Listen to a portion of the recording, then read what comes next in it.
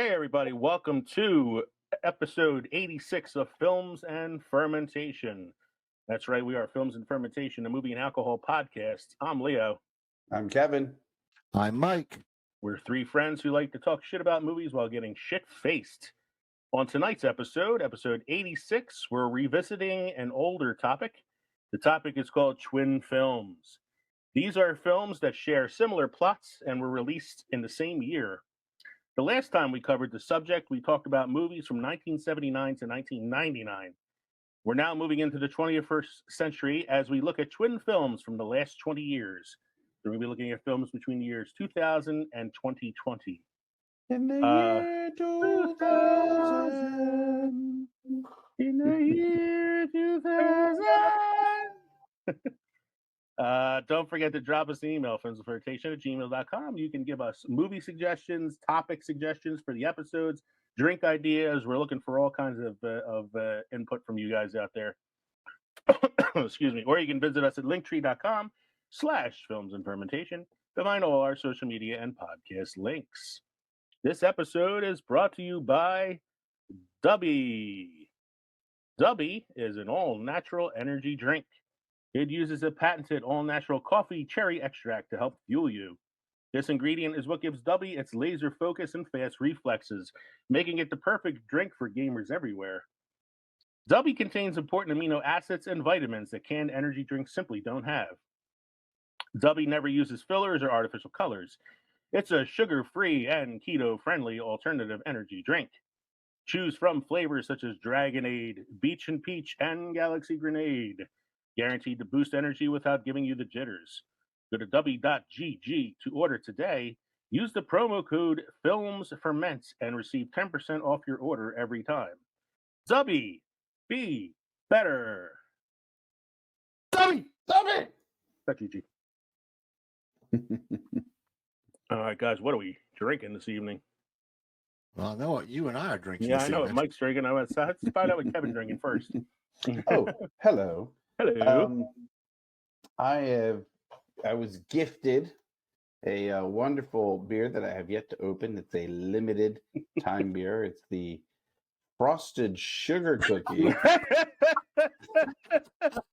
Southern Tier Brewing. Are you guys out there? This was not planned, ladies and gentlemen. Without planning.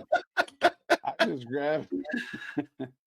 just grabbed what was in the fridge closest to me. Okay. Gentlemen, hold on. I always, hold off and then slide my beer into its little beer pouchy koozie. I guess I don't need to tell you guys that it's bottled in Lakewood. Well, I haven't had it yet. Bottled in Lakewood, New York, and it's 8.6% alcohol by volume. Yes, it is. Right, and I'm usually a very big fan of Southern Tier beer, so I have high hopes. We're all gonna have a rough night tonight, I think, because so you're drinking the sugar cookie one right now. Mm-hmm. Mike is also drinking the sugar cookie one. Mm-hmm. I'm saving the sugar cookie one for second.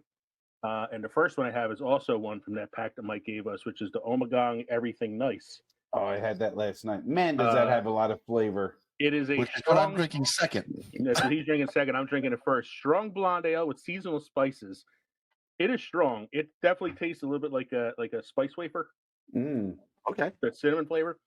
But it is 9% alcohol by volume. Yes. So I have this and the other one, and that's a lot of alcohol by volume. So do I. It is. I had that last night. You remember the last time I had a flavorful beer, how that's the way I was last night. It was delicious. You were orgasmic on the podcast last time you had one. Yeah, I was having a podgasm. I have the other one of them downstairs. I could nab that too, maybe during a commercial break. But I really enjoyed it. I could taste the clove and the cinnamon and the nutmeg. Full flavored. It's Belgian-y. Puts hair on your chest. Very Belgian-y flavor. So you figure after 86 episodes, at some point or another, we would all have to coordinate on a drink without planning it. It Yes, it's like took 86 episodes, but there it is. We all had the it's same like idea for 1,000 monkeys on typewriters typing. drinks. Finally created Hamlet. Also helps I share all the beers I get because I can't drink them all by myself. It's just funny. We all had the same idea tonight. Though. Like I was thinking, like we're getting close to Christmas. Let me start using some of these winter style beers. And to me, it was like sort of like a twin film theme there because they're two sweet, holiday cookie style drinks. So yeah, that was kind of my thinking there. Out of all the other ones, I've had all the other ones. These are the two I haven't had yet. I know. I had that Yards Long John the other night. that was good. That was a really good one. I really liked that one. And then I had another one from the mystery pack that Kevin gave me. I don't remember what it was called, but it actually wasn't that bad. It was some sort of like margarita style beer or something. That's what I aim for. Not that bad. Yeah, not that bad. Well, it's a mystery pack. You really don't have a choice. So that's true. And then I had another one of those Oktoberfest ones that you gave me, Mike. The Yeehaw? Yeah, the Yeehaw one. So I've been hitting the beer a lot this week, which I don't normally do, but I just feel like there's so many to try out right now. I really want to, see it's been a week. Some taste out there. Oh God, it's been a week. It's been a week too. Yeah, I've had a week this week, so it's been a really, really busy week. Maybe we should learn a little bit of history. This day in film history. On this date in 1980, the Blues Brothers released the live album Made in America. Yes, it's also the same year that the Blues Brothers film came out, 1980. I think it was the first SNL sketch to become a movie. Probably. I think it was. It was definitely one of the more successful ones. Yeah. You had that one. You had Conehead. We're on a mission from God. Well, yeah, you had Wayne's World. Wayne's World was pretty good. Yeah. But there was this string in like the late 80s, early 90s where they tried to make a movie out of every sketch. Night at the Roxbury. It's Pat. Even what's that guy? Positive Thoughts with Stuart Smiley or whatever it was. Yeah. Like they try to make a movie out of that. The other one? Sister Mary or Mary Catherine Mary Catherine Gallagher. They never they never tried to make a movie out of Land Shark. I know. No Land Shark. Don't do it. No Samurai Deli with John Belushi. None of no Gumby. No Gumby. Gumby's coming. No buckwheat. No adult buckwheat. That was one of my favorite sketches. Yeah, Eddie Murphy. Buckwheat sings the hits. Whoopin' panub and not one paces. Whoopin' panub. Probably can't get away with that today. Yeah, no, probably not. What's your second fact you got there, sir? 1965, A Charlie Brown Christmas, the first Peanuts animated special, premieres on CBS in the U.S. Where would you rank that among Charlie Brown specials? It's probably number one. Number one. Number one. Yeah. Yeah. I mean, I got followed closely by Halloween. I was just saying, I got a warm place in my heart for Halloween. Yeah. Charlie Brown Halloween. I love the Christmas special. The Great Pumpkin. Yeah. The Great Pumpkin, and I like the one where they go to summer camp. Race for Your Life, Charlie Brown. They like build rafts, and they have to like put these rafts down some river or something like that. So that's a pretty good one too. That one's more like an animated feature because it's like 2 hours. But you can't beat Charlie Brown Christmas. 57 years young today. They tried to. I remember I was reading something earlier about it that the studio or the TV network or something tried to get Charles Schultz to take out the scene of Linus quoting the Bible. That whole thing about, and Charles Schultz was like, no, this whole episode is about the meaning of Christmas, and that's the meaning of Christmas. We have a whole Peanuts set up in our house. Our nativity scene is all Peanuts characters. And we have the tree from the Christmas special too, the little tree with the one red ball hanging off of it. Megan has that for her cubicle. Yeah, She we has have a light up Charlie Brown and Snoopy outside too. nice. Snoopy's got the Christmas lights on his house. What's your fun drink fact, Mike? Oh, here's another top 20 must tries. This one's the Duck Rabbit Baltic Porter from the Duck Rabbit Craft Brewery in Farmville, North Carolina. Last week we had a bat squatch, and now we got a duck rabbit. Yep. And I almost said butt scratch. Apparently, the calendar really likes Mm-hmm. this Duck Rabbit because it's like Paul Philippon is one of the most talented craft brewers in the business today. You need only to taste some of his creations to know why. The consistent quality of his beers has won Duck Rabbit numerous awards at some of the most prestigious beer competitions in the world, and many feel his Baltic Porter is the crown jewel in the brewery's extensive lineup. Maple syrup, chocolate milk, cafe Latte. cafe au latte. Cafe latte. Yes. Plums, raisins, and coca are all come tumbling out of the glass from the OPEC Black Lager. This 9% alcohol by volume has cocoa and cream are the foremost on the palate, along with a silky texture and a lip-smacking sweetness that lingers but does not seem cloying. That's a diabetic beer right there. Yeah. It is. That's a Kevin beer right there. Yeah, I think I think that first beer's hit me already because I'm going to say bat squatch and almost said butt scratch. I thought I heard you say butt scratch. Yeah, I like caught myself as I was about to say it. He said butt squat. So yeah, I finished the Ommegang and I'm moving on to the Southern Tier frosted sugar cookie that you guys are drinking. Mm-hmm. Oh, And God, all I can say is that's not what I wanted to say. But all I can say is I popped the cap off of it, and the smell immediately hit my nose. Mm-hmm. And I took a good whiff of it, and I'm like, holy shit, it smells like the marshmallows in Lucky Charms. Yeah. It's like straight up. Yeah. It smells like the stale marshmallows that you get in a box of Lucky Charms. Ooh, green clovers, blue diamonds, purple horseshoes. It tastes like the marshmallows in Lucky Charms. Woo, that is a sweet beer. Holy shit. It is a sweet beer. Wow. And that's Evan wants to get his little heat probe into that thing. Yeah, and that's 8.6% alcohol by volume. The other one was 9, so I'm only 0.4% off.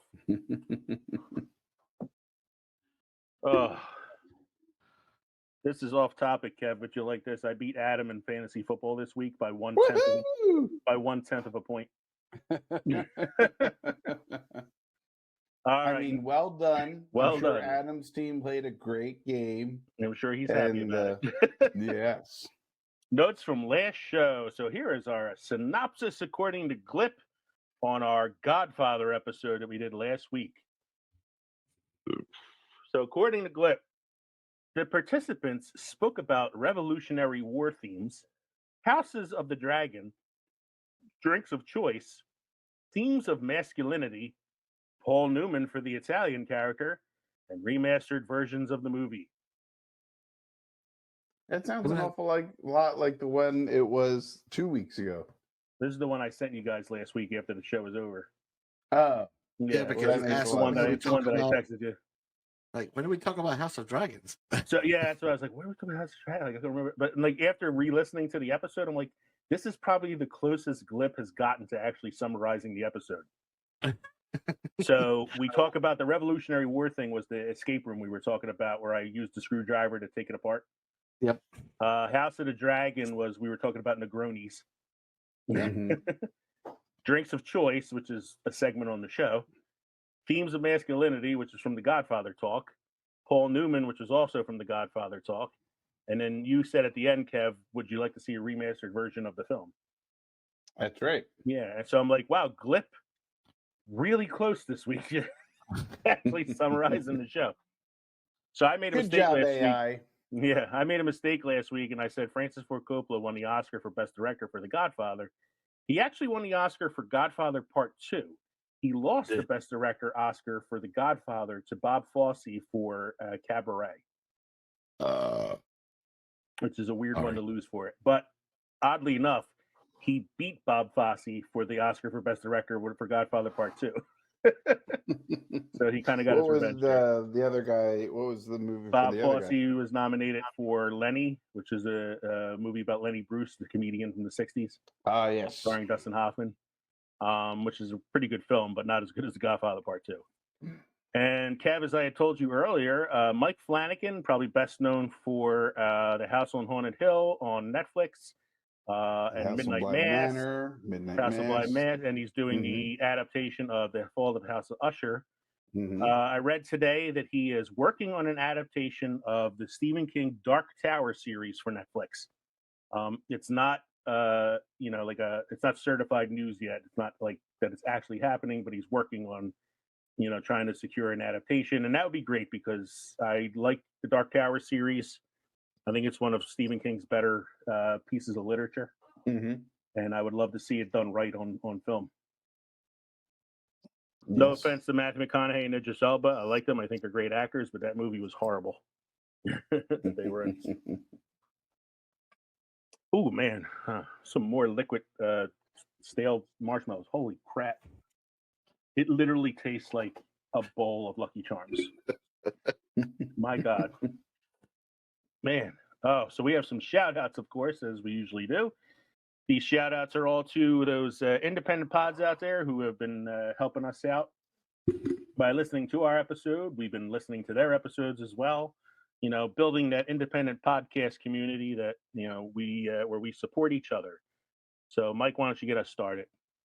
Here's a shout out to Wrestling World with Austin Boyer.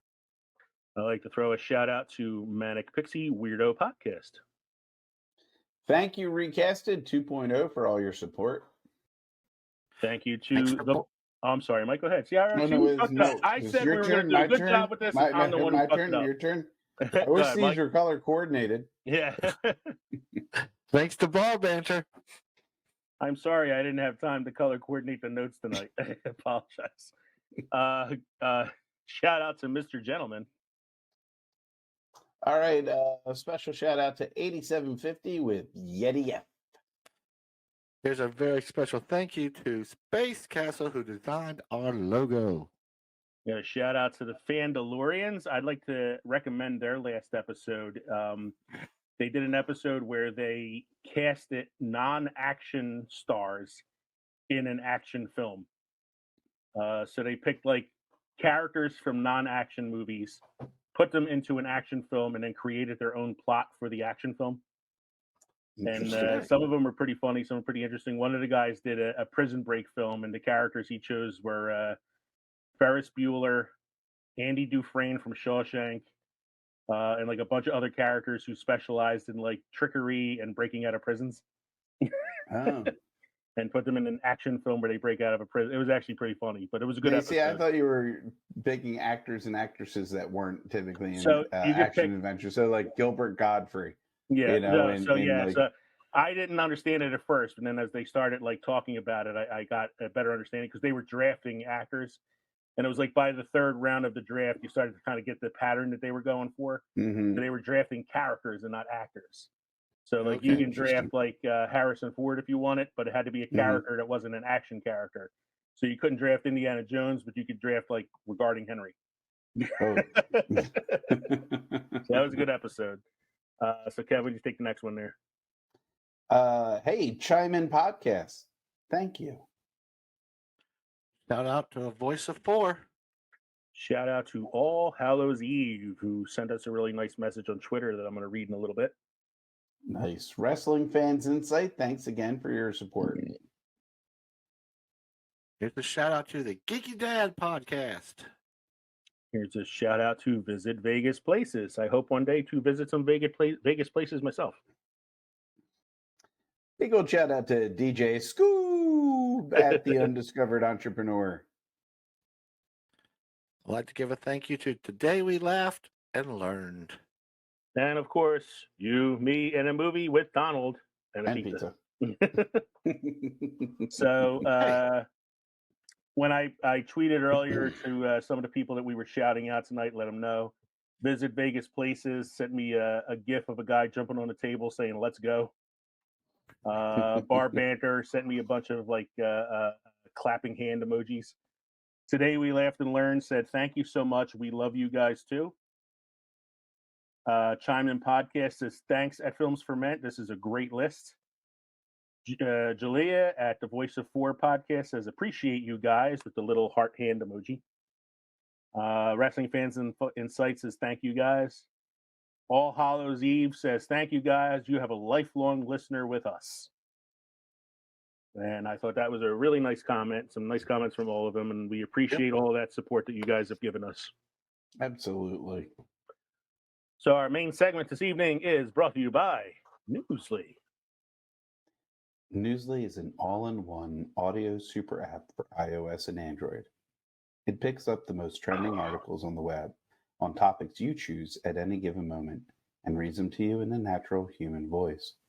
For the first time ever, the entire web becomes listenable, all in one place. Follow any topic from sports, tech, business, science, even Bitcoin. It will find you the latest articles and read them to you aloud. And they have podcasts as well. Explore trending podcasts from over 80 countries. Our podcast is there too. Download and use Newsly for free now from www.newsly.me or from the link in our description, and use the promo code NFerment to receive 1 month free premium subscription. Stop scrolling, start listening. Newsly! I I wasn't bashing wives. mean. Bashing me. Neither were we, Michael. I don't know why you brought that up. Very suspect. We are back from our short little break. All of us had consumed roughly 17% alcohol by volume in the form of liquid sugar cookies and Lucky Everything Charms nice. frosted marshmallows. So we had to take a mini break there to recuperate. But we are back with our main segment, and I had decided that since I just drank all of that crazy shit, it was only fitting that I should switch to a hammered monkey. Nice. I'm feeling it right now. Cherry Street Brewing Hammered Monkey, German style Hefeweizen Ale, only 5.5 alcohol by volume. So, One of them Tennessee beers. Man, that is tart. It is a tart beer. Well, especially after drinking that sweet shit. Yeah. Banana and clove. That's why. That's what I'm tasting. Yeah, the clove. Bananas and clove. Bananas and clover. Bananas and clove. Bananas Over and and clove. over. I like on the side of the can it says "Keep cold and drink fresh." No shit. All right, so our main segment this evening is Twin Films. And in this episode, we're looking at twin films from the years 2000 to 2020. We're going to do the same as we did before. I'm going to give you a description of the two films, in some cases, multiple films. And we'll see if you guys can guess at least one of them. And if you can't, then I will give you some more hints, like who starred in it or, stuff like that. Because these are going to be some difficult ones. I feel like this list is actually more difficult than the 1999 list was. Okay. So the 1999 list ended with Bicentennial Man and AI artificial intelligence. This list starting in 2000. So in the year 2000, we had 1, 2, 3, 4 sets of twin films that came out that year. Oh, wow. Okay. Yeah.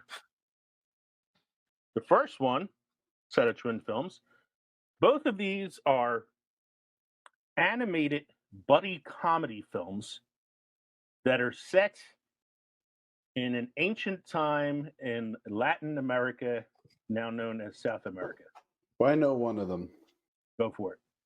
The Road to El Dorado. Very good. Yeah. I feel like that's the lesser known of the two, like the one that doesn't get as much attention. The other one is a Disney feature. Disney. The How the Emperor Got His Groove. You're Emperor's close. New Groove. It's The Emperor's New Groove. Yes. That's right. Stella got her groove back. The Emperor got a new groove. Of the two, I really I've like never seen that movie. You've never seen The Emperor's New Groove? No. Oh, it's fucking awesome. That's one of my favorites. I'm not a big David Spade fan. I'm not either, but funny. you can kind of get over the fact that it's him because it's a cartoon. Okay. I mean, it's really funny. It's and he's him, a llama. And he's a llama. It's him. It's John Goodman is the the buddy in the film. Eartha Kitt does the voice of the No, villain. it's not John Goodman. Yeah, it's John Goodman, isn't it? No, it's It's Putty from No. Seinfeld. Putty is the servant of the villain, Yzma. The Yzma is played by Eartha Kitt, and Putty does the voice that Patrick Warburton does the voice of Kronk. He's the voice of Kronk. Yeah. Oh, no, right, Kronk. Poncho, or whatever the guy's name is. I forget about that's him. John Goodman. Yeah. Yeah. John Goodman is a multi-time Disney voice actor. He's ranked right up there with the guy from Cheers. Yeah, John Ratzenberger. He's a voice actor. Yeah, I love Emperor's New Groove. It's I feel like it's an underrated Disney film. It's not a musical. Kronk. Not a musical. The either. Road to El Dorado was actually a pretty decent film too. It's one that I don't think gets talked about a lot. That's why I thought I thought it was weird you got that one first. No, it had a lot of advertisement for it though. It was advertised all over the place. Mm-hmm. Yeah, that I was remember Chris Klein, or not Chris Klein, Kevin Klein, and who am I thinking of here? He's more of a director now. Kenneth Branagh did the voice of the other one. Yeah. And Rosie Perez did the female. The second set of films to come out in 2000 are both horror movie spoofs. The first one is the first film in a franchise. Scream, or Scary Movie. Scary Movie, which was a parody of like mostly the Scream films as well as some others. Yeah. The other one I never heard of until I started looking at this list. And it's got a very complicated name that sort of tells you about all the movies that it's making fun of. The other one is called, and it came out the same year, Shriek If You Know What I Did Last Friday the 13th. Is that one of the Wayne brothers movies? So the scary movie is the Wayne brothers. Okay. Scary movie was the Wayne brothers, Anna Faris, a bunch of other people. This one starred Tiffany Amber Thiessen from Saved by the Bell, Tom Arnold, Shirley Jones from The Partridge Family, and Coolio. I am shocked that I've never heard this one. Yeah, I never heard of it either until I looked at this. I usually keep up to date with all my Coolio fan club, information. R.I.P. Coolio. The next set of films come out in 2000 are both science fiction films about expeditions to the Red Planet.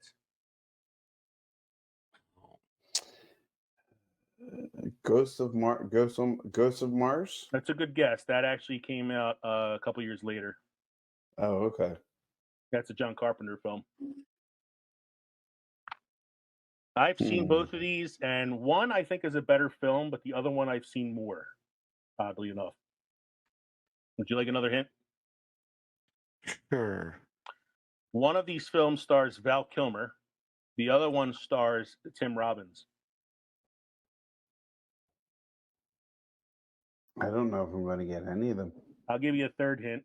I said the name of one of these films in the description. The Red Planet? The Red Planet is one of the films. Okay. That's the one that stars Val Kilmer. The other one is called Mission to Mars. We should have just said Mission to Mars because it's such a generic name. Mission to Mars is probably the better of the two films, better acted and a much more complicated plot. Red Planet is kind of like a slasher flick on Mars and stars Val Kilmer, and it's very campy, but for some reason I've seen that one more than I've seen the other one. The next one is two films that came out in 2000. Both of these involve a writer who forms a friendship with a student that he takes on as he's like the mentor to the kid. And both of them involve writers who become mentors to these kids because they want to be writers as well. Hmm.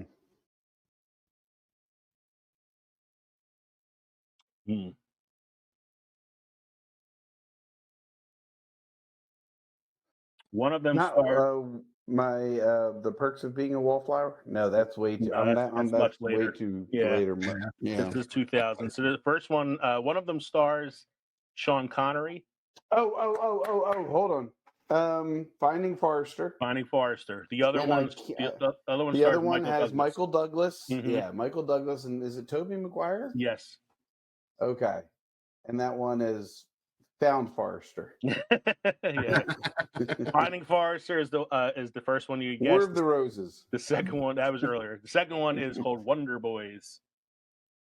Wonder Boys. That's impressive. You got the actors in that film, though. That was kind of an obscure one.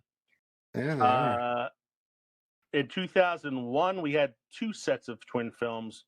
I'm just going to go through these. The first two are both crime films involving major robberies. One is The Score, which starred Robert De Niro, Ed Norton, and Marlon Brando. And the other one is a film called Heist, which I've never heard of. Did Brando really mail it in that one? He actually had a pretty decent performance in that film. It was a very small role. It wasn't like a big role. It was one of his last performances. Heist starred Gene Hackman, Danny DeVito, and Sam Rockwell. Wow, never heard of this one. I'm gonna have to check this one out. It also 2001 saw the release of two romantic films involving a free-spirited young woman diagnosed with a terminal illness, and both films take place in the fall. A Walk in the Clouds. No. It's a good guess. That's the one with what's her face, the pop singer. Right. The Mandy Moore. Yeah. I think that one actually came out in the 90s, I think. Does one of them have Keanu Reeves? I think and so. Charlize Theron? One has Winona Ryder in it. Yeah, one is Keanu Reeves and Charlize Theron. Right. And the other one has hold on. Trying to get the description to pop up. The other one is Winona Ryder and Richard Gere. Well, that one I'm not going to know. That one is called I lost it. Autumn in New York. Mm-hmm. And the one with Charlize Theron and Keanu Reeves is called Sweet November. I thought the title of the one was Fuck, I lost it. Well, it's about a woman who dies, so fuck, I lost her. God damn, I've had about too much to drink already. If we should get back to the title of the I'm movie. just getting into my second one, which I wanted to introduce to you, gentlemen. It's a little ripe. No shit. It is it's from Double Nickel. It's a ripe, juicy IPA with key lime, double dry hopped with cashmere and galaxy, and it's a 7.1% alcohol by volume, brewed right here in Pensacola, New Jersey. Yes, it is. This November, the romantic film of the decade. A young woman, free-spirited, diagnosed with a terminal illness. Winona Ryder, Richard Gere. Fuck, I lost her. Rated PG-13. That's going to be on Glip. Yes, it's good. Look at the meaty breasts on that bitch. And what was the other one? The other one was a woman. Sweet November and Autumn in New York were those two films. That's it. Sweet November. I forgot that one. 2002 saw the release of two comedy films where a group of friends take drastic measures to obtain acceptance into the colleges of their choice. Too tart. Too tart.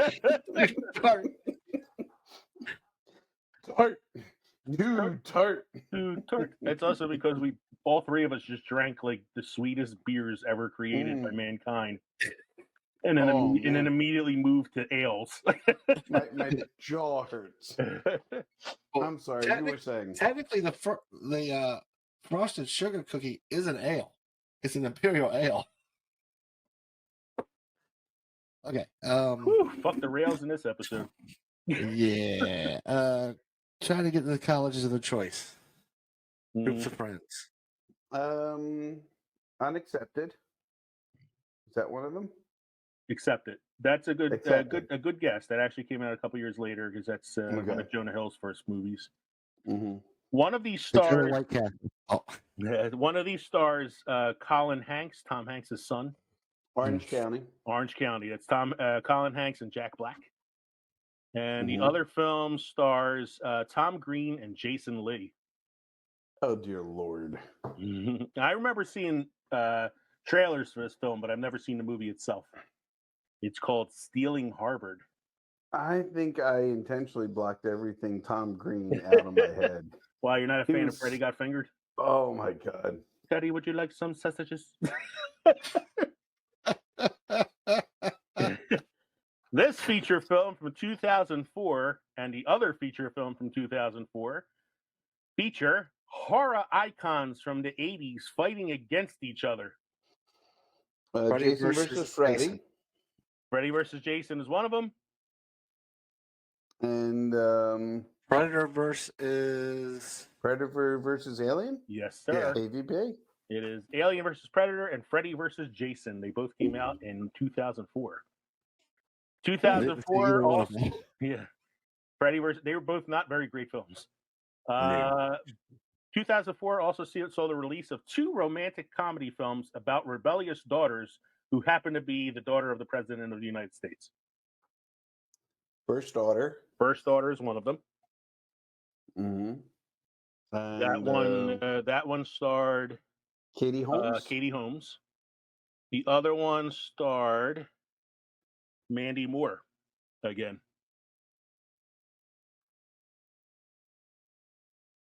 That one was called Chasing Liberty. Chasing Liberty. Right. Such a well thought out The movie title. Mandy Moore one was that Michael Keaton as the president in that one? I think it is. Yeah, Okay. he was definitely in one of the two. Yes, he was. He was the president in one of the two films. We missed him in our president's episode. Yeah. 2005 saw the release of two horror films in which people encountered deadly creatures in a cave system. I've seen one of these, and the one that I saw is fucking amazing. Was it The Cave? The Cave is one of them. And the other one isn't The Descent, right? The Descent. That's right. Is it? Okay. Yeah. All right. Mm-hmm. I thought that came out later. That's the one that I thought was the better of the two, The Descent. Mm-hmm. The Descent is about 6 women who go down into this cave system. They're like spelunking, and they come across these like humanoid creatures that nobody knew existed down there that start hunting them through the cave system. It's really tense film with a really, really cool ending. Is that Jenna Malone? I think she was one of them because that was one of her early films. Yeah. Yeah. I don't know too many of the other actresses that were in it. It was mostly British actresses. 2005 also saw the release of 2 thriller films that were set on airplanes. Wow, these motherfuckers snakes on the plane. Yeah, Red Eye was one of them. I like that one. That was Rachel McAdams and Rachel McAdams and Cillian Murphy. Yeah. The other one that's a twin film to this stars Jodie Foster. Hmm. And it's one. It's Panic Room. The plot of this film is she's on the plane with her daughter, and she falls asleep. And when she wakes up, the daughter is missing, but nobody remembers her having a daughter in the first place. Oh, I remember seeing the advertisements. Panic Room. Yeah, Panic Room. Called Flight Plan. Yeah. 2005 also saw the release of 2 adaptations of an H.G. Wells classic novel. The War of the Worlds. Yep. And The Time Machine. Yep. War of the Worlds.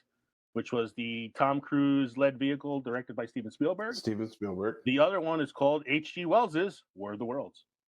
Oh, okay. Let's have a war. That one was a lesser-known adaptation of it, where they tried to be a little more faithful to the book by having it take place in the 1800s when the book was written. Okay.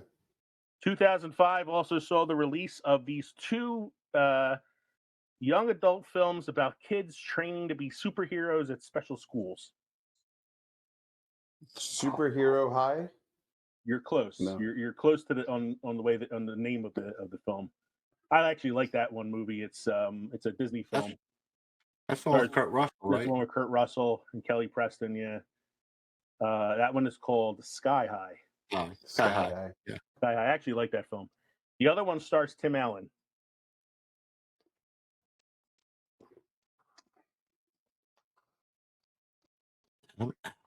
Yeah, you would think, because it's probably another. Santa Claus 3? Oh. Yeah, you would think it's probably another Disney film since Tim Allen's in it. It's called Zoom. Oh, I would never heard that one. I've seen that one too. That one is fucking horrible. But I actually like Sky High. I think that one's kind of entertaining.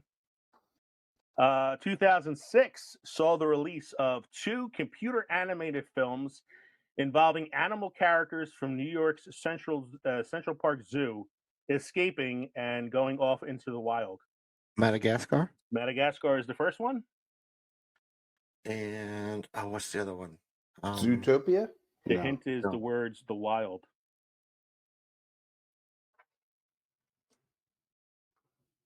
The wild. It's called The Wild, yes. Wild. Madagascar and The Wild. Obviously, Madagascar was much more successful. Much more successful, considering it had like 3 sequels plus a spin-off with the penguins.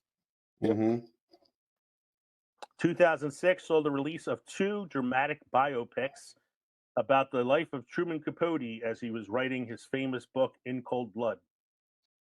Well, one was called Capote. One was Capote. That was the one with Philip Seymour Hoffman, and he won the Oscar for Best Actor for that film. And the other one was In Cold Blood?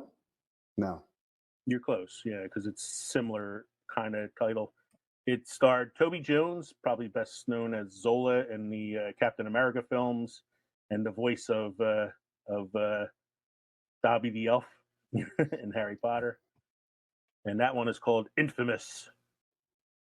Okay. Yeah, she gives. I think Toby Jones did a better job.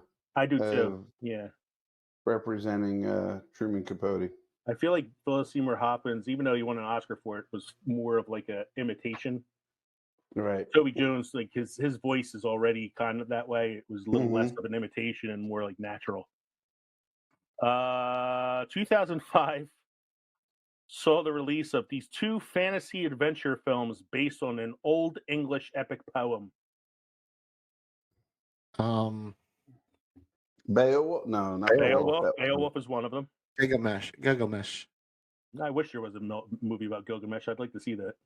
So the first one's called Beowulf. That's the one with Ray Winstone doing the voice of Beowulf and Angelina Jolie. Gulliver's Travels? The other one is called Beowulf and Grendel. Oh. That one was actually a live action one, Beowulf and Grendel. 2006 saw the release of 2 movies about the United Airlines Flight 93 on September 11th.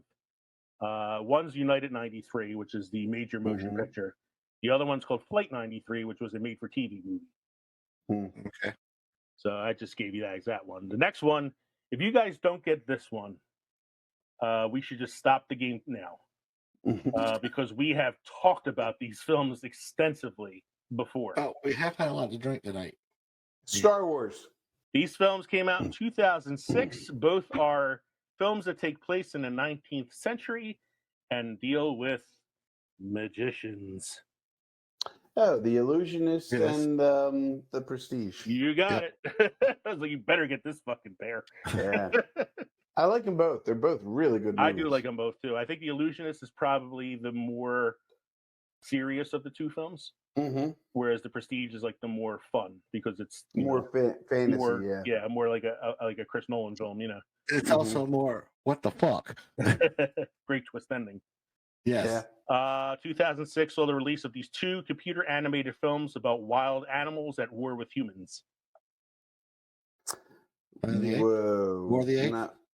No. It's not war. It's not. It's Rise of the Planet of the Apes. No, you're thinking like live action mixed with computer animation. These are 2 computer animated films, like Madagascar, kind of. Okay. Animals that are at war with humans. I don't think either one of these were as popular as the studios were hoping they would be. I've seen both of them. One of them is called Over the Hedge. Oh yes. No. And the other one is called Open Season. Oh. I remember Over the Hedge. I know the names. I've never seen. I might have seen Open. I don't know Season. if you would call them at war with humans over the hedge, but yeah. Now we're starting to get into some areas where we have some films that have actually more than 2 for the year. So some like multiples. This one's a pair. 2 computer animated comedy films about penguins. This is 2006. Happy Feet. Mm-hmm. Happy Feet's one. And Madagascar's penguins. No, that would have been that's a good guess, but no.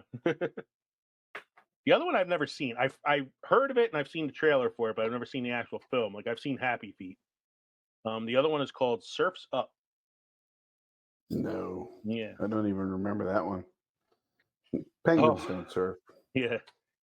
2006 to 2007 saw the release of 3 films, all based on the story of a serial killer popular in the 1970s. Zodiac Killer. Zodiac Killer is one. Zodiac is the other. So it's the Zodiac, Zodiac Killer, and Curse of the Zodiac. For some reason, the Zodiac Killer was very popular in 2006. And one of them I'm only familiar with the one with Robert Downey Jr. and Jake Gyllenhaal. Is it Adam Driver? There was Jake Gyllenhaal. And, yeah, that one is Zodiac. Mm-hmm. I saw the one with Mark Ruffalo and that's the same one, I think. Yeah. Is it? Yeah, I think it's the same one. So there's the Zodiac is I don't know who's in that one. That one's kind of like a lesser known film. Zodiac that you're talking about is Jake Gyllenhaal, Robert Downey Jr. and Mark Ruffalo. Yeah. Curse of the Zodiac is actually a horror film based on the unsolved murders, so it's kind of like a fictional film. Okay. And Zodiac Killer is based on a book that came out a few years prior. That's probably why this was so popular. There's a book that came out called Zodiac Killer a couple of years before. 2007 saw the release of 3 films, all featuring a young female protagonist facing an unexpected pregnancy. Jane the Virgin. Nope, that's a TV show. Oh, that's right. Because of Winn-Dixie. Juno. Juno is one of them. Mm-hmm. Winn-Dixie's about a dog. Oh. Because of Winn-Dixie. Because of Winn-Dixie, bitch got pregnant. Where the Heart Is? That's a good guess. I think that's an earlier film. That's the one with Natalie Portman. Natalie Portman, yeah. Yeah, that one I want to say that was like earlier because that was like right after she did Beautiful Girls and The Professional and all that. So it's Juno is one of them. The other one is a Judd Apatow film. Oh, Knocked Up. Knocked Up. And the third one is it starred Kerry Russell and was a few years ago. Waitress. Yeah, I was going to say a couple years ago it was turned into a musical. That was actually a really good movie. Yeah. I was surprised to see her in the trailer for Cocaine Bear. They really called in all their favorites. Yeah, they called all their favorites. Kerry Russell and Ray Liotta in Cocaine Bear. 2008. You guys aren't going to get this one, so I might as well give it to you. So the release of these 2 romantic comedies centering on weddings. My wife would get these. A Big Fat Greek Wedding? American Wedding? No. One is 27 Dresses, which stars Katherine Heigl, and the other one is called Maid of Honor, where Patrick Dempsey is the maid of honor for his best friend's wedding. Let's see. I'm going to skip a few here, some really hard ones, and then we'll get to some easier ones. 2009 saw the release of these two comedy films about an overweight rent-a-cop. Paul Blart. Paul Blart Mall Cop. Mm-hmm. The other one is a little bit of a darker comedy, and it stars Seth Rogen. Called Observe and Report. It's basically the same film except a darker version of it. 2009 saw the release of 3 movies that are all science fiction films involving people who were able to physically remote control a body. 2009. I'll give you a hint. One of them has a sequel coming out soon. Remote control a body. Does that star Bruce Willis? That's one of the films. Oh, I can't think of what that one was called. That one is called Surrogates. Surrogates, that's right. The other one I said has a sequel coming out very soon. That was 15 years in the making. Avatar. Avatar. My God. Yeah, Avatar. The third film is probably the lesser known of the 3, and it stars Gerard Butler. It's called Gamer, where he plays the character in a video game being controlled by some kid somewhere else. 2009 saw the release of 2 science fiction films about the end of the world. One of these is a Roland Emmerich film. The other one stars Kevin's favorite actor, Nicolas Cage. 2012? 2012 is the first one. That's the Roland Emmerich film. The other one, Nicolas Cage. Nicolas Cage plays a man who has visions of the end of the world. National Treasure. It's called Knowing. 2010 saw the release of 2 post-apocalyptic movies where the main character survives by traveling across the country alone. Book of Eli? Book of Eli is one. That's the Denzel Washington film. That's a really good movie, by the way. That is a really good movie. 2012. Now, the other one stars Viggo Mortensen. Oh, based on a Cormac McCarthy novel. Yeah. Men. Yeah, shit. I know the name. One of the most depressing books I've ever read that was turned into probably the most depressing film I've ever seen. The something. Not the.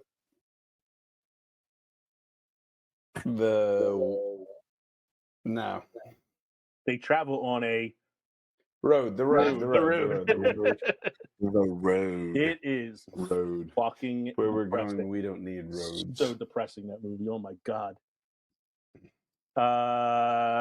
Let's see, where are we going to go next here? 2010 saw the release of 3 animated films about a supervillain who finds himself turning to the good side to defeat an even worse villain. Despicable Me. Despicable Me is one of them. Megamind. Megamind is the other one. The other one we kind of mentioned a little bit on our Villains Turned Hero episode. Disney film. Villain Turned Hero. One of the few Sarah Silverman performances I can tolerate. Oh, Wreck-It Ralph. Wreck-It Ralph. Ralph. Even they all came out in the same year. Jesus. Yeah. Let's see. I'm going to skip a few here. I'm going to go to 2011 because this one has some funny trivia behind it. 2 romantic comedies are released in 2011. Both comedies are about a pair of friends who decide to have a casual, non-romantic sexual relationship that then turns into love. Friends with Benefits and No Strings Attached. No Strings Attached and Friends with Benefits. So here's the trivia behind it. No Strings Attached stars Natalie Portman and Ashton Kutcher. And Friends with Benefits stars Mila Kunis and Justin Timberlake. No Strings Attached was originally called Friends with Benefits, but had to change the name when they found out another studio had rights to a film already called Friends with Benefits. And later on, star of Friends with Benefits, Ashton Kutcher, would go on to marry star of No Strings Attached, Mila Kunis. Both starred together in that 70s show. It's all full circle right there. Yes, it and is. they all know Kevin Bacon. Yes. I'm sure. Or there's probably a connection somewhere, I'm sure. This one I didn't know. I knew about one of these films. In 2012, there was a release of 2 Alfred Hitchcock biopics. One of them is Hitchcock, which starred Anthony Hopkins as Hitchcock. Mhm. The other one's called The Girl, which I never heard of. No. Oh, it's not called The Outline? It's not called the what? The Outline? The Outline. The silhouette. That would have been a good name for an Alfred Hitchcock biopic. The Shadow. Silhouette. The Outline. I skipped a few here because there's some that are like kind of really difficult ones. 2012, 2 loose adaptations of the Snow White fairy tale. Huntsman? Yeah, it's Snow White and the Huntsman is one of them.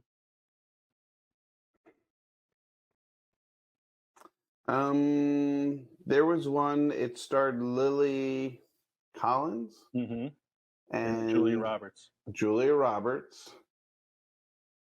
Happy ending? No, that was another. That was film I a watched. that's a porno. Ever After? Happy ending, the Bob Kraft story. The other one is Ever called After? Mirror Mirror. Mirror. Now, I went to see Snow White and the Huntsman in the theater when it came out, and I remember the theater that I went to fucked the theaters up. And so people who bought Snow White and the Huntsman actually had tickets taking them to the theater where Mirror Mirror was showing, and vice versa. Oh. And so people started complaining, and they had to like stop both films. People had to switch theaters. Just pick up where we left off. They're essentially the same story. 2012 saw the release of 2 films about the assassination of Osama bin Laden. Zero Dark 30. Zero Dark 30, starring number SEAL 3, Team 6. number 3 on my list of beautiful women, Jessica Chastain. And SEAL Team 6 is the other one. That's right. Let's see. I never heard. So this is another one where I didn't hear of the one of the 2 films. 2013 saw the release of 2 films about Somali pirates attacking a cargo ship off the coast. I'm the captain now. Phillips. Yeah, Captain Phillips is the one that I think everybody knows. The other one's called a hijacking. Don't know that one. Oh, you know why? Because it's from Denmark. That really a twin film is from Denmark. Yeah, I'm trying to skip. They were showing it in IKEA. Yeah, I'm trying to skip the one. Yeah. It's right next to the Flugenhorgen shelf unit. It's the meatballs. That's the meatballs. Yeah, you see the meatball. I was trying to avoid the ones that were foreign films, but I missed that one. This one is. I got a good story for this one. 2013 saw the release of these 2 action films about terrorist attacks on the White House. Olympus Has Fallen. Olympus Has Fallen. And Independence Day.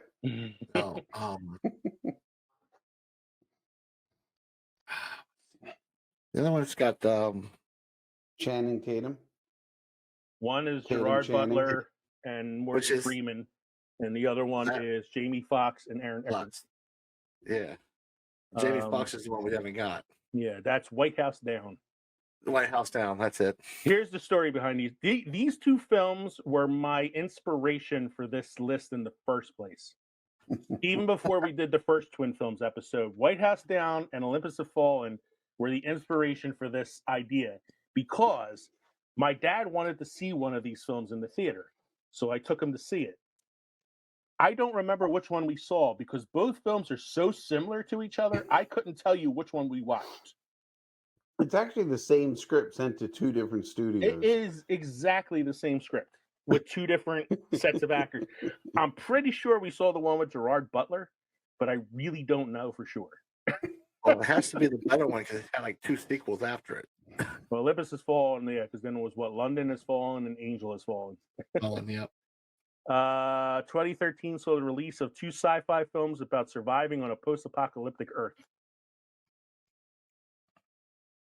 After Earth. After Earth, which is the M. Night Shyamalan dud starring Will Smith and his wooden son. And the other one, Pinocchio? Yeah, Pinocchio. Better known as Jared Smith or whatever the fuck his name is. The other one stars Tom Cruise. Edge of Tomorrow? Good guess. No. It's not it, but that's a good guess. That's actually Oblivion. Oblivion. I actually like that one. Oblivion's a pretty good movie. That's a really Actually, good Edge of Tomorrow is a great movie too, and it is Mhm. technically a post-apocalyptic film, but it's I think that one came out a couple years later. Yeah. Kev, hopefully you get one of these because we saw this in the theater together. Okay. 2013 saw these two post-apocalyptic comedy films about the rapture. This is the end. This is the end, which is the Judd Apatow one with all the Seth Rogen The and James large Franco, devil cock. the big devil dick. I just watched that again recently too, and I love to see where Emma Watson comes into the house and they're trying to keep her safe, and they're in the hallway talking about whether or not she's going to be afraid that they're going to try to rape her, and she thinks that they're talking about raping her, so she like takes an axe and robs them of all like their water and shit, and leaves. And then in the next scene, Craig what's his name is sitting in front of the camera, and he's like, "So Hermione, they fucking robbed us."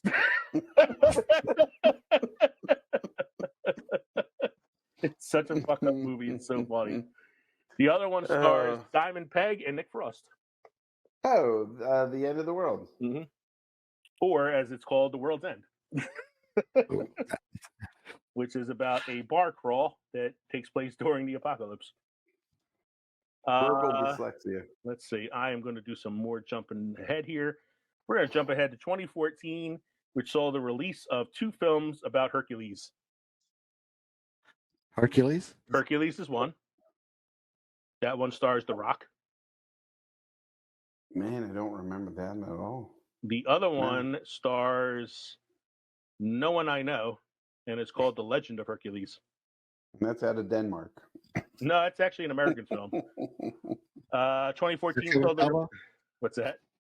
Not Kevin Sabo? No, not Kevin Sorbo. 2014 saw the release of two films about highly trained protagonists seeking vengeance. Law-abiding citizen. One of these stars the greatest actor to ever live, Keanu Reeves. Oh, John Wick. That's a movie I constantly recommend you guys watch, John Wick. Law-abiding citizen? Well, the other one stars Denzel Washington in a movie that is a reboot of a TV show.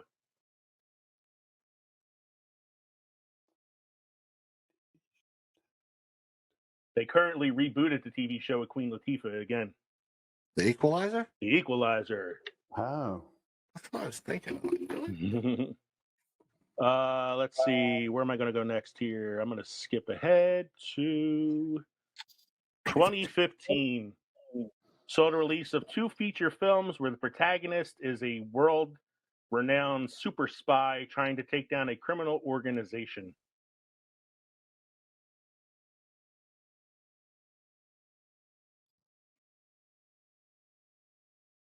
James Bond. James Bond is one of the stars, is one of the characters in one of these films. It's a Daniel Craig James Bond film, and it's the 2015 Skyfall. It's Spectre. Yeah, it's the first time he gets introduced to the Spectre organization. The other one is another Tom Cruise vehicle. A Mission Impossible. One of the 43. It's one of the Mission Impossible films. Yeah, it's Rogue Nation. Let's see here. Apparently, in 2016, there were two movies released about young Barack Obama. Okay. One's called Barry. One's called Barack. The other one's called South Side with You. Let's see here. 2016 saw the release of two live-action CGI-heavy adaptation of Rudyard Kipling's book, The Jungle Book. Well, one's The Jungle Book. One is The Jungle Book, the Disney one. One's Mowgli. Mm-hmm. One of the ones called Mowgli, The Legend of the Jungle. 2017. So this one we have a weird connection across 2 years here. 2017 saw the release of these two films about the life of Winston Churchill, particularly during World War II. The 11th Hour. You're close. It's The Darkest Hour. The Darkest Churchill. Hour. Sorry. And Churchill is the other one. So Darkest Hour is the one that Gary Oldman won the Oscar Gary for. Oldman. Yeah. So it says that in the same year, it's a twin film to Dunkirk. And because The Darkest Hour is directly tied to Dunkirk. Yeah, but I don't know if that's actually like a twin film because it's like Darkest Hour is about the planning of Dunkirk, and Dunkirk is about Dunkirk, like the actual event. So to me, it's more like a follow-up, I guess, than a twin film. Were they both the same year? Yeah, all three of those films came out in 2017. What about that? 2017 into 2018 saw the release of two films involving Christopher Robin from the Winnie the Pooh novels. Christopher Robin. One's called Christopher Robin. Right. That's the one with Ewan McGregor. Mm-hmm. And the other one is called Goodbye, Christopher Robin. I don't know if I've seen And that's where Pooh kills Christopher Robin. No, that's the new movie that's coming out this year called Blood and Honey. Have you seen the trailer for that? No. You should see the trailer for. I'm going to send you the link after the show. You think Cocaine Bear is a fucked up film? Wait till you see the trailer for Winnie the Pooh, Blood and Honey. Is it a twin film? Is it a twin film? Is it a twin film? Possibly.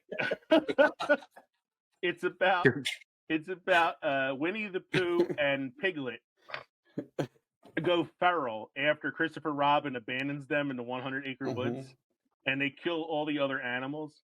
And when Christopher Robin returns later with his friends to see if Pooh is still out there, they're now murderous, rampaging beasts. So, yeah, it's a twin film, The Cocaine Bear. Jesus Christ. I will send you the link after the show. Oh, bother. Oh, bother. See, this is what happens when Disney gives up the rights to their fucking shit. This is what happens when I've had way too much alcohol by volume beer. That too. Let's see, where am I going next here?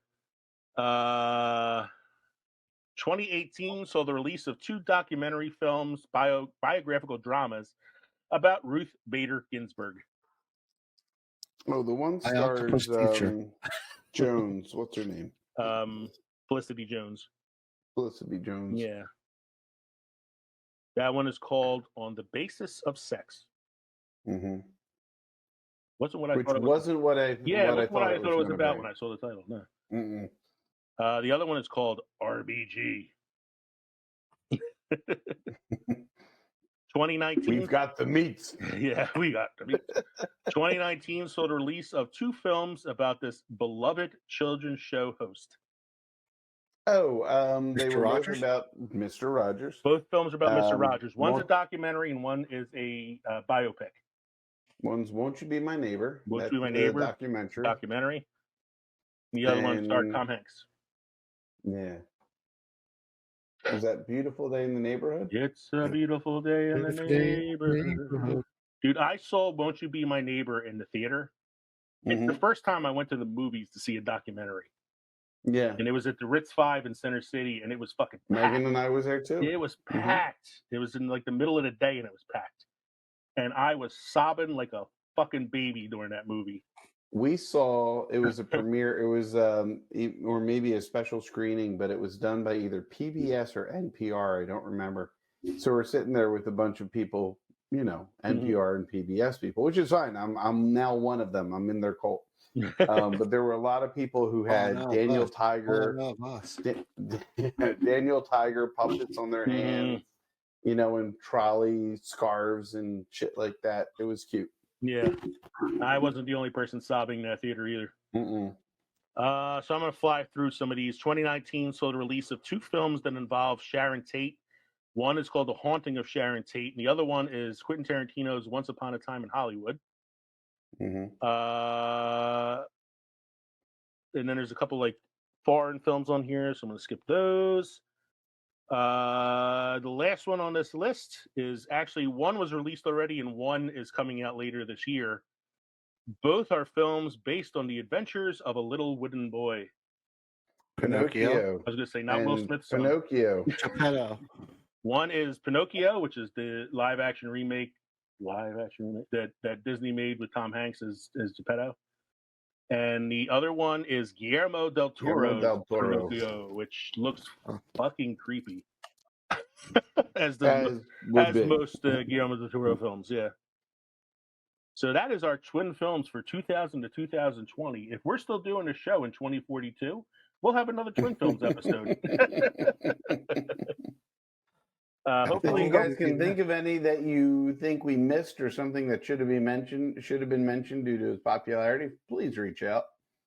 There are a few that I definitely skip because I thought they were just really difficult ones. Some that I haven't heard of. Some are foreign films. And some were like the main film was way more popular than the twin film to the point that it's not even worth like talking about it. Or in some cases they were like TV films, and I don't really count that too much. Mm-hmm. So that is our an hour and a half. Yeah, and this is a pretty long episode already. Mike, you have any beer wisdom for us this evening? I do. Barley wine improves with age, and we improve with barley wine. I don't know. I didn't improve with the stuff that I drank tonight, man. We weren't drinking barley wine. drinking liquid Lucky Charms, liquid spice wafer cookies, and tart bananas. Yes, sir. So that's my revisiting drinks. Do you guys have anything to say about yours? I mean, we all one was sweet. Yeah. I had a sweet and I had a sour. Yeah. Man, and they were the extreme of each. One was really, really fucking sweet, and the other one was really, really fucking sour. Yeah, I need my insulin. Yeah. I've been off insulin for years. Yeah. And you agree with me that one tasted like Lucky Charms, didn't it? Jesus. But thank you, everybody, for joining us this evening for episode 86, Twin Films, Part 2. We hope you enjoyed listening to the podcast as much as we enjoyed recording it for you. Don't forget to drop us an email at filmsandfermentation@gmail.com. Like Kevin said, let us know if we missed any films on tonight's list, or give us some drink suggestions, show ideas, movies we should talk about, whatever you feel like hearing us talk about on the show. We're open to it because we're drunk and we don't care. You can also we just don't care even when we're not drunk. You also visit us at linktree.com/filmsandfermentation to find all of our social media and podcast links. Don't forget to stop by the crossroads between pickled and fermented next week as we present episode 87. This is going to be our season 4 finale. Episode 87 is going to be our last show of this season. We're going to take a little 2-week break because we have Christmas following that week there, and we're all going to be with our families.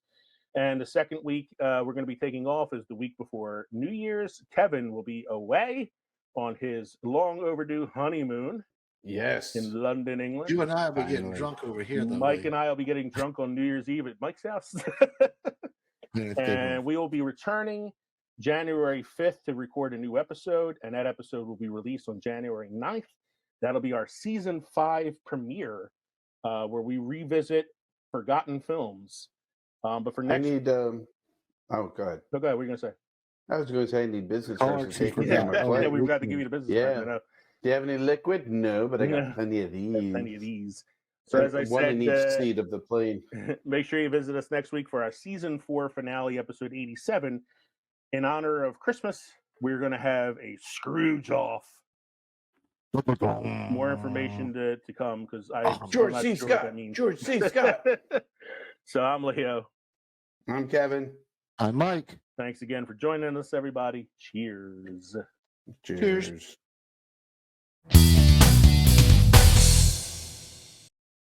I'm good. Cocaine Bear. Oh, Jesus Christ, what the fuck was that? It was amazing. I saw it made me want to see it the night it comes out. Like I saw the poster when it came out last week, and I thought this had to be a joke. And then you sent me the trailer, and I'm like, okay, so it's not a joke. And all I can think of as I'm watching the trailer is poor Ray Liotta. I think this might be his last film.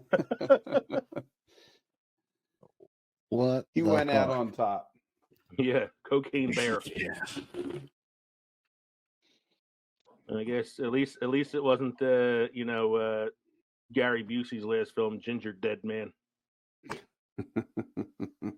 Guys, we can, we're smart men. We can go back and forth and hopefully not. We can fuck this up real nice. People say, "Who the fuck do you think you're talking to?" And of course, again, we had another celebrity die on us. There's a guy from Sesame Street. That Kirstie Alley. Oh yeah. Kirstie Alley and Bob from Sesame Street. Poor Bob. I had trouble remembering Bob. I can remember Luis and Maria. I remember Bob. You don't remember the white guy. What the hell? Yeah. I'm all about the diversity, you know, man. Apparently. I'm been nostalgic, gentlemen. I watched Emmett Otters the other night, Nice. and I wanted to see if I could find that. It was the Sesame Street one where Big Bird is kind of questioning whether or not Santa's real, you know, and spends all night up on a roof somewhere, but don't know if I can find that one. Oh well. I've been nostalgic too. I watched Seven. What else did I The watch? heartwarming tale. Goodfellas, Seven. Nobody's watched Die Hard yet? Not yet. And I did watch Christmas Vacation. Jack Frost. Jack Frost. Man, that was horrible. Oh, it was so bad. That was so bad. The other ones I kind of get. That Jack Frost was just like, oh, I love Jack Frost. He's this imaginary man. I just want him so bad. He's like, yeah. Hey, Father Winter, could you make me human? I gotta get some action. And then he's like, all right, here's how you measure yourself as a human. Get a house. Get a ruler, hold down your horse. pants. Get a house, get a horse, get gold, and get laid. You know, I mean, that's how it got measured.